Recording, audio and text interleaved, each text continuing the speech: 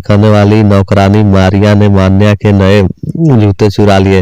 रुक कर, तुम मेरी बात सुन भी रही हो या नहीं? जूलिया मुश्किल से रुलाई रोकते हुए, जी सुन रही हूँ गृहस्वामी। हाँ ठीक है, अब देखो भाई, तुम्हारा काम बच्चों को पढ़ाना और उनकी देखभाल करना है। तुम्हें इसी के तो पैसे मिलते हैं। तुम अपने काम को ढीली ढोगी तो पैसे कटेंगे ही ना। मैं ठीक कह रहा हूँ ना? जूतों के 5 रूबल और कट गए। और हाँ, याद आया, 10 जनवरी को मैंने तुम्हें 10 रूबल दिए थे। जूलिया लगभग रोते हुए, जी नहीं, आपने कुछ नहीं, आगे नहीं कह पाती। गृहस्वामी, अरे मैं क्या झूठ बोल रहा हूँ, मैं डायरी में हर चीज नोट कर लेता हूँ। तुम्हें यकीन नहीं हो तो दिखाऊं डायरी के पन्ने यूं ही पलटने लगता है। जूलिया आंसू पोंछते हुए, आप कह रहे हो तो आपने दिए ही होंगे। 12 दिन तुमने काम किया, यानी तुम्हारे 12 रूबल कट गए। उधर कुल्ले 4 दिन बीमार रहा और तुम सिर्फ वान्या को ही पढ़ाया। पिछले हफ्ते शायद 3 दिन दांतों में दर्द रहा था और मेरी पत्नी तुम्हें दोपहर बाद छुट्टी दे दी थी। और तो 12 और 7 19 नागे हो भाई, घटाओ 60 में से 19 कितने रहते हैं? ओ 41 रूबल, ठीक है ना?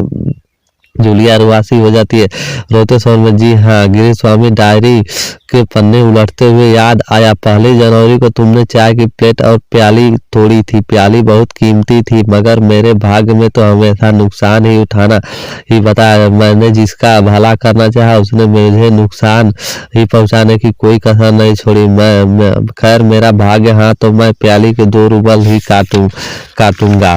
देखते हैं आगे कहानी। गृहस्वामी अपना गुस्सा संभाल नहीं पाता, ऊंचे स्वर में लगभग चिल्लाते हुए, तुम मुझे धन्यवाद दे रही हो जूलिया? अब जबकि तुम अच्छी तरह जानती हो कि मैंने तुम्हें ठग लिया है, तुम्हें धोखा दिया है, तुम्हारे पैसे हड़प लिया है, और तुम इसके लिए बावजूद ही तुम मुझे धन्यवाद दे रही हो। गुस्से में आवाज कांपने लगती है जूलिया। जी हाँ मालिक। गृहस्वामी गुस्से में तुलतुलाने लगता है, जी हाँ मालिक, जी हाँ मालिक। क्यों?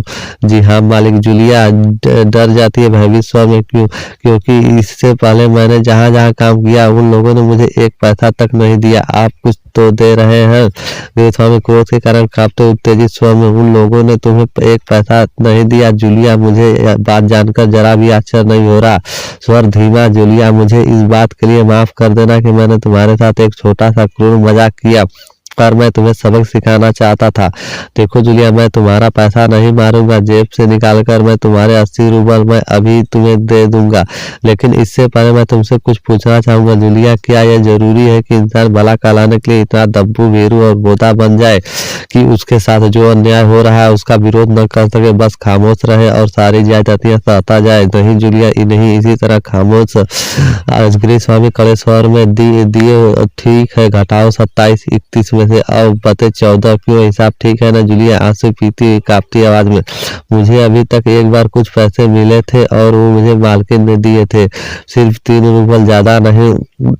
गृहस्वामी जैसे आसमान से गिरा, अच्छा, इतनी बड़ी बात तुम्हारी मालकिन ने मुझे बताई तक नहीं? देखो, तुम न बताती तो हो जाता ना। खैर, देर सही, मैं इसे डायरी में नोट कर लेता हूँ। डायरी खोलकर उसमें ही कुछ लिखता है, जो 14 में से 3 घटा दो, बचे 11 रूबल। जेब से निकाल कर, लो भाई, यह तुम्हारी तनख्वाह, 11 रूबल, और देते हुए संभाल लो, गिन लो, ठीक है ना? जूलिया कांपते हाथों से रूबल लेती है, कांपते समय, जी धन्यवाद।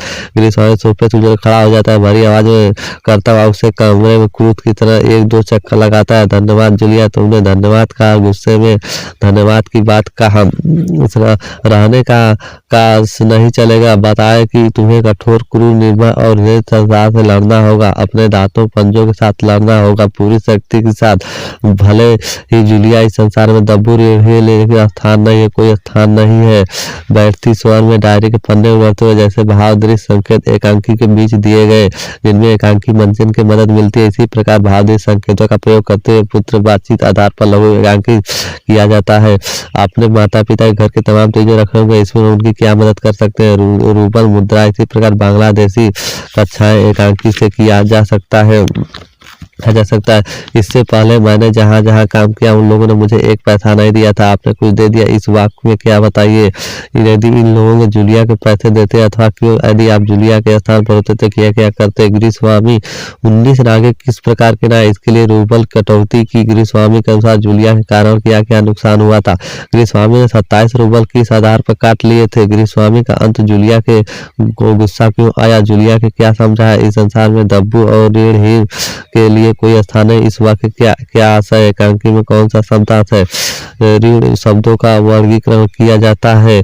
जूलिया कांपते हुए जी जी आना जी बादल जरूर कांपने घन कांपेंगे प्रांत कांपेंगे कनक कांपेंगे हमारे खेत में आना जी बादल जरूर धूप धरे तुलसी बन झरेंगे सांझ घिरे पर कनेर पूजा की बेला में ज्वार झरेंगे धान दिए की बेर आना जी बादल जरूर धान पकेंगे कि प्रांत पकेंगे पकेंगे खेत हमारे आना जी बादल जरूर धान उगेंगे कि प्रांत उगेंगे उगेंगे हमारे खेत में आना जी बादल जरूर चंदा को बांधेंगे कच्ची कलियों सूरज की सूखी रेत में आना जी बादल जरूर आगे पुकारेंगे सूनी डगरिया मुझे झुके वन बेत में संध्या को भीगी ककड़िया भोर धन खेत में। क्या आशय कविता आना जी बादल पंक्ति को बना कर दिया गया था। कृषक लहराते हुए खेत को देखता है और फसल अच्छी की नक्षत्र में होती है। चंदा बांधेंगे कलियों को क्या सूरज रेत में है। संध्या को पुकारेंगे गीली अखड़ियां भोर के धन खेत है। खुदा की बेला जहाँ धान उगेगी प्रांत धान पकेंगे की प्रांत क्या यहाँ प्रकृति मानवी की तरह दिखाया जाता है। और फिर देखते हैं प्रश्न हिंदी सीखने की पढ़ने की सिलसिला कैसे शुरू हुआ था। सूर्योदय सम्मेलन के बाद विनोबा के कुछ सेवाग्राम लौटकर हिंदी सीखना प्रारंभ करूं मैंने हिंदी सीखना आरंभ कर दिया। उन दिनों सेवाग्राम के प्रेसिडेंट आर्यन कुमार करते थे। उन्होंने आगरा के एक अच्छे से हिंदी शिक्षक को मेरे पास भेजा हुआ। मुझ पर जैसे विदेशी को हिंदी सिखाना बहुत मुश्किल काम था। मुझे खराब उच्चारण के लिए बहुत डांट पड़ती थी पर धीरे धीरे मैंने हिंदी बोलना और पढ़ना सीख लिया था। मेरी पत्नी युकी को जिसे सेवाग्राम सुजाता नाम दिया गया था हिंदी सीखने के लिए वर्धा राष्ट्र प्रचार समिति में भेजा गया था। 6 महीने तक हॉस्टल में रहकर हिंदी पढ़ती थी। शायद जापानियों वही हिंदी सर्वप्रथम छात्रा रही है। सेवाग्राम में रहकर तो आप चरखा चलाना भी सीख गए होंगे। सेवाग्राम गौशाला इतना काम कर रहा था कि चरखे की तरफ ध्यान ही नहीं जाता था। आज चरखे के महत्व को समझ सकता हूँ बल्कि आज युग पे फिर चरखे का प्रचार हो सकता है। प्रशिक्षण आवश्यक महसूस करता हूँ। गुरुदेव टैगोर के साथ शांति निकेतन वातावरण आपको कैसा लगा। गुरुदेव व्यक्ति शांति निकेतन परिसर के संदर्भ मुझे बहुत अच्छा लगा। ईसाइयों की उम्र एक भारत आए होकर गए थे। गांधी सेवाग्राम स्थित हिंदुस्तानी लक्ष्मी पशु चिकित्सक के रूप में हिंदुस्तान का ऐसा रंग चढ़ा कि फिर लौटने का मन नहीं हुआ। खादी का अनुयायी संपूर्ण चिंतन गांधी से चला आया था। रविंद्रनाथ टैगोर भक्त के से फौजी वर्धा स्थित सेवाग्राम में आने के लिए सहयोगी थे। सेवाग्राम में रहते थे। यहाँ पशु चिकित्सक भी सोचा कुछ साल भारत चला जाता हूँ। अब भारत मेरा घर है। फौजी से रविंद्रनाथ टैगोर शांति भेजा थे। गुरुदेव के रखकर जीवन का अर्थ सोच धारा में बदल गई थी। जापान के हिंदी में टोक्यो क्या किया जाता है। जापान भारतीयों के हिंदी भाषा का अधिक सम्मान। जापान के 2 नेशन यूनिवर्सिटी ओसाका के पढ़ाई की जाती है। भारत के गौरव होना चाहिए। यहाँ के लोग जापानी सीख रहे थे। पहले सर्टिफिकेट डिप्लोमा कोर्स और बहुत से लोग परीक्षा में बैठे। मेरा यह मानना कि भाषा 2 भावना के स्तर पर जोड़ती। जापानी भाषा के बांग्ला जोर पकड़ लेती है क्योंकि एशिया का दरवाजा एक सबसे पूरे देश में बिखर गए। दोहे प्रकृतियों का विभाग स्थापना बहुत अच्छा किया गया था। भीष्म साहनी के तमाम जापान अनुयायी किया गया था। कोसो हिंदी रचना की उन्होंने। गांधी जी की आत्मकथा जापानी अनुवाद भी किया था। इसके लिए उन्हें गुजराती प्रो हिंदी नाटक तैर की मंचन भी सीखी थी। आकर्षित किया गया। मेरा कहीं जाने का मन नहीं। हिंदी भवन के सामने वाले छात्रावास में रखकर केवल पढ़ता था। शांति निकेतन का परिवेश इतना शांत था कि पुस्तकालय में बैठे हुए आप घड़ी की आवाज इस पर सुन सकते थे। मैंने भी पवित्र शांति निकेतन अपनी जीवन साधना का आधार बना लिया। समझ नहीं आता कि गुरुदेव व्यक्तित्व वातावरण को इतना सुंदर बना दिया। इतने शांत वातावरण में गुरुदेव जैसे महापुरुष की रचना की। जो जमाना कितना भी बदल जाए शांति निकेतन की विषय तमाम संस्कृतियों समाये रखने की क्षमता रहेगी। यहाँ प्रकृति से पुरानी कहानियाँ सुनाते रहेंगे। इसी भूमि हजारी प्रसाद द्विवेदी महानुभाव शिक्षा और प्रेरणा के अवसर मिलता रहता है। ये बता दें, सच तो यह बात है कि हिंदी कृपा मेरा जीवन चलना पड़ता, रोजमर्रा की जरूरत पूरी करना मुश्किल हो जाता। उन दिनों ग्वालियर में बिरला फैक्ट्री जानी तकनीकी की फैक्ट्री लगाई जाती थी। इंजीनियरों को हिंदी नहीं आती थी। फैक्ट्री में काम करने का भारतीयों को मुझे जापानी बुलाएगा।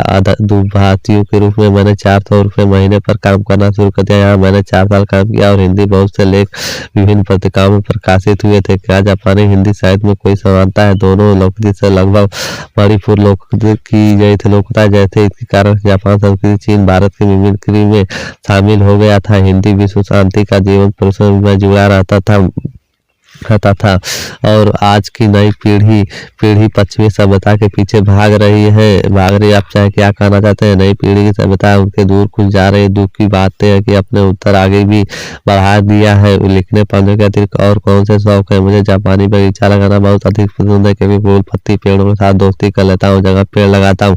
कुछ लोग जापानी फूल लगाने की कला भी सीखते हैं। अंत में कोई ऐसी बात है जो पाठकों को कहना चाहते हैं? मुझे आशा है कि यह खेद है कि भारत माता की काया उतनी की सेवा नहीं। बड़ा देश है, उनका दिल बहुत बड़ा है, दुनिया का कोई भी मुकाबला नहीं कर सकता है।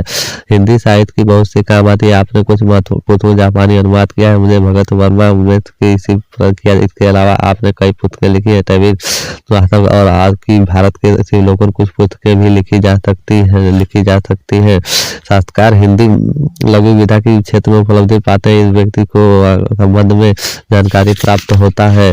जी जाति साहित्यकार लेने की जरूरत पड़े। यदि आपको पसंद है तो आप तत्काल लेने की जरूरत होगा। आप उनसे पूछने के लिए तैयार हो। सोचिए आप किस व्यक्ति का तत्काल लेने से कौन से प्रश्न, मुझे एक सूची बनाइए। हर पेड़ पौधे जीव जंतु खत्म होते हैं और वे अपनी कौन सी चिंताएं जताते हैं? आप उनमें से क्या कर सकते हैं? साइजो माइको भारत कब कार्य करने आए थे? साइजो माइको शांति निकेतन विशेषता बताइए। साइजो माइको ग्वालियर की फैक्ट्री में क्यों जाना पड़ा? साइजो माइकन जापान की हिंदी कथा क्या है? साइजो माइकन की स्थिति में किस तरह देना पड़ता था तो कार्य करने में तमस होती थी। हिंदी जापानी को सुंदर समझ नहीं आता। गुरुदेव व्यक्ति के वातावरण इतना सुंदर बना दिया है। इतने शांत वातावरण गुरुदेव महापुरुष रचना की थी, समझ नहीं आता कि आप महानता को सुंदर बना दिया है। और इसी प्रकार से निकेतन में शांति किसी प्रकार से जोड़ा जाता था, जोड़कर क्रिया विशेष बना जाती थी। रेखांकित शब्दों की क्रिया विशेषण में धीरे धीरे क्रिया टालना की विशेषता दूसरे वाक्य से तेज शब्द की दौड़ना से विशेष प्रकार से किन्हीं 4 विकल्प से संबंधित किया जाता। भाषा की दूसरी प्रस्तुत अनुवाद कहलाता है। इस भाषा की क्रिया के स्रोत से अनुवाद करते हैं लक्षण अनुवाद और अनुवादक कहा जाता है। इसी तरह की अच्छी कहानी देखने के लिए चैनल को सब्सक्राइब और वीडियो को लाइक और बेल आइकन को जरूर दबाइएगा। बाय।